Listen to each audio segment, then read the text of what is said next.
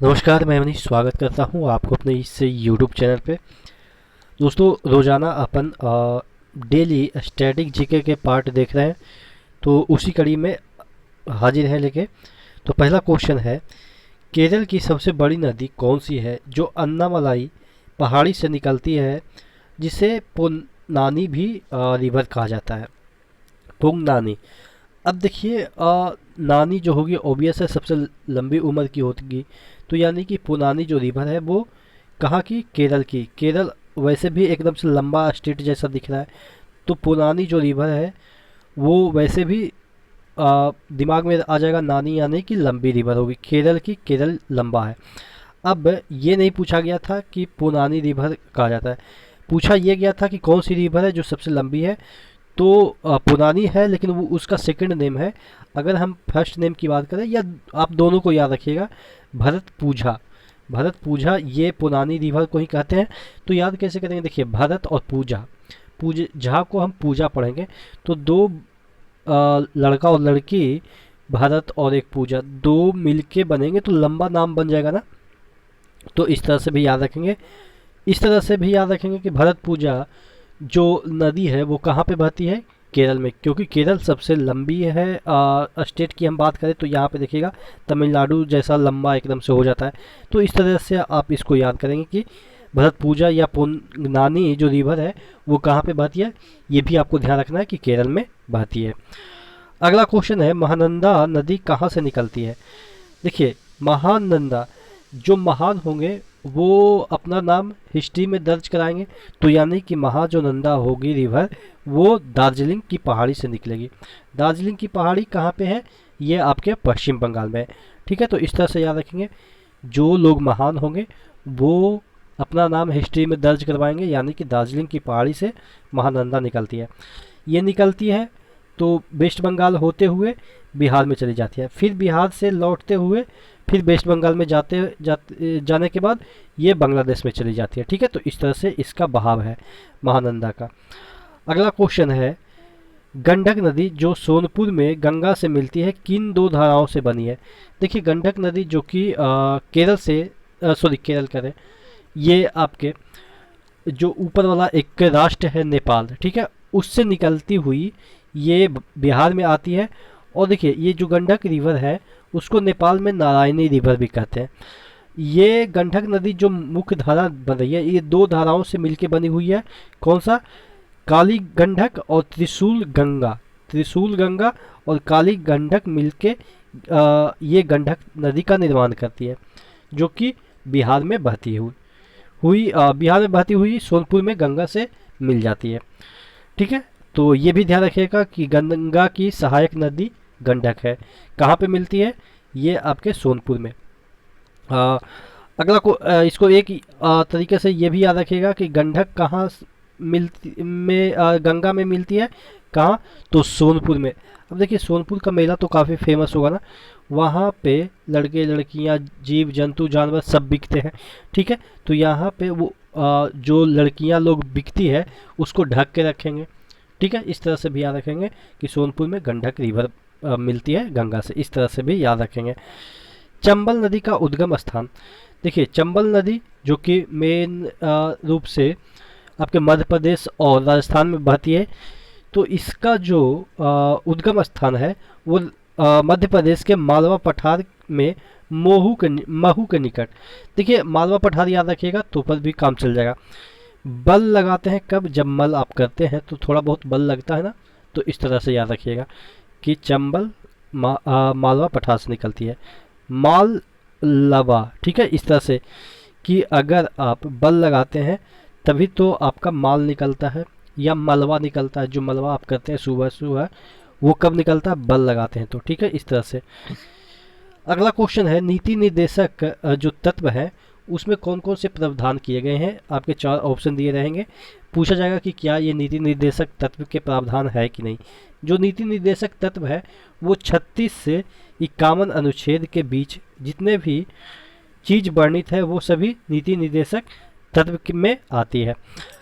तो जो नीति निर्देशक तत्व है उसमें क्या क्या प्रावधान है, जैसे देखिए, ये एक सिंपल लॉजिक आपको समझाते हैं, ट्रिक आप मान के चलो, जिससे आपको ये चीज़ें समझ में आ जाएगी।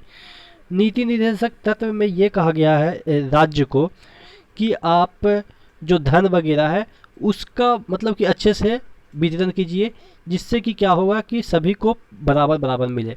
ठीक है, ये दिमाग में रख लीजिएगा कि जो नीति निर्देशक तत्व है धन के बारे में बता रहा है कि मतलब कि और भी चीज़ के बारे में बता रहा है, लेकिन यहाँ पे जो ऑप्शन है वो मेनली धन के लिए है, यानी कि आर्थिक जो क्रियाएं हैं उसके लिए, कि जो धन है उसको जो राज्य है वो अच्छे तरीके से बंटवारा करे। तो देखिएगा धन किसके बीच बंटवारा होगा, लड़का लड़की के बीच, यानी कि मेल और फीमेल के बीच ही होगा, क्योंकि धन का मतलब वही हुआ ना, पैसे, और पैसा दो ही आदमी मतलब कि ले सकते हैं इंसान, या तो आपके फीमेल हो या मेल हो। ठीक है, तो अब उस ट्रिक से याद कर लेंगे। देखिएगा राज्य इस बात का ध्यान रखेगा कि संपत्ति और उत्पादन के साधनों को इस प्रकार केंद्रीकृत न हो कि सार्वजनिक हित के किसी प्रकार की हानि पहुंचे।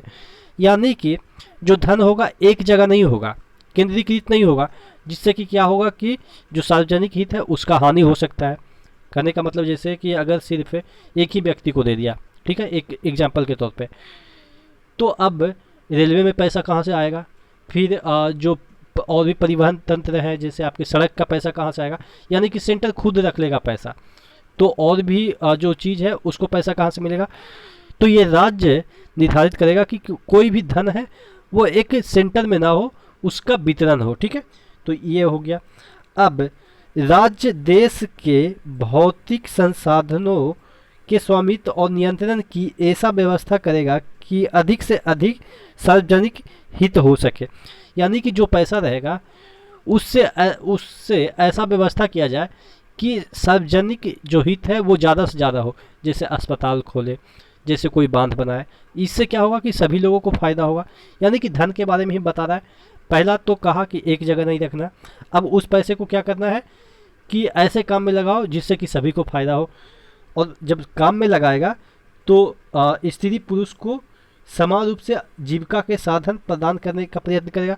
जब काम करवाएगा तो स्त्री पुरुष भी वहाँ पे काम करेंगे, तो समान रूप से जीविका भी उनको मिलेगा। अब जब समान रूप से जीविका मिलेगा तो यानी कि समान रूप से पैसा भी मिलना चाहिए। जीविका मतलब कि काम, ठीक है, दोनों को समान रूप से काम मिलना चाहिए। अब जब समान रूप से काम होगा तो समान रूप से स्त्री और पुरुष को वेतन प्रदान करना है। तो टोटल कहने का मतलब ये है कि जो डीएसपी है, ठीक है, डायरेक्टिव जो प्रिंसिपल है स्टेट का, उसमें पैसे के बारे में अगर हम बात करें तो पैसा क्या बोल रहा है, एक ट्रिक के थ्रू मैंने आपको याद करवा दिया कि एक सेंटर में ना होना चाहिए। जब सेंटर में नहीं होगा तो हर एक काम में इसको डिस्ट्रीब्यूट कर दो, यानी कि जिससे कि सार्वजनिक हित हो। अब जब सार्वजनिक हित होगा तो जो मेल है फीमेल है उसको जीविका का साधन मिलेगा। अब जीविका का साधन मिलेगा तो दोनों को बराबर वेतन मिलेगा। तो ये ट्रिक है आपको याद करने का डीएसपी का। और भी डीएसपी है, और भी हम अगले क्वेश्चन में इसको कवर करेंगे।